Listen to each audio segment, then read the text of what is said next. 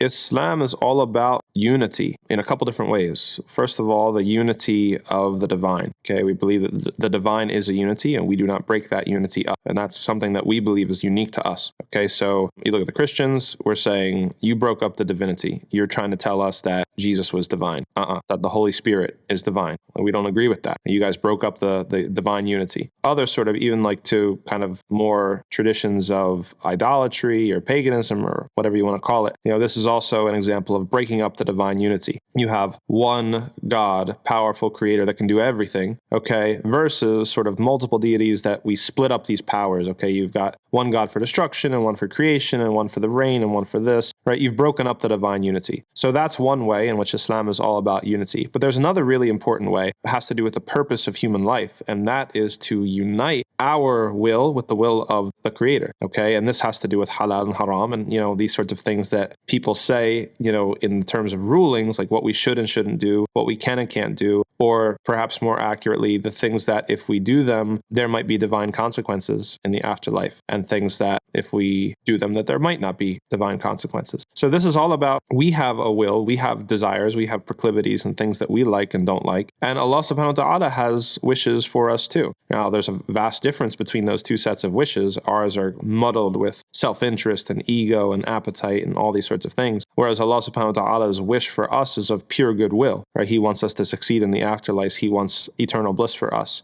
So his is purely noble. However, they are sort of two sets of wishes or things that each one wants. And so the job of a Muslim, the ethical imperative of a Muslim for their entire life is to comport, right, is to conform, to use a dirty word these days, to conform our wishes to the wishes of the Creator. The things that Allah subhanahu wa ta'ala loves, we are supposed to try to work on ourselves inside and out until we get to the point where we also love the things that Allah subhanahu wa ta'ala loves. The things that Allah hates. Yes, Allah hates things. God is not just love. God is more than love. We're supposed to work on ourselves inside and out until we get to the point where we hate what Allah hates. We hate injustice. We hate stinginess. We hate oppression, these sorts of things. And so that's kind of, this whole idea of halal and haram. It's usually dealt with in a very shallow way, but when you think about it, tying it to its theological roots, it really encompasses the entire project of a Muslim's life.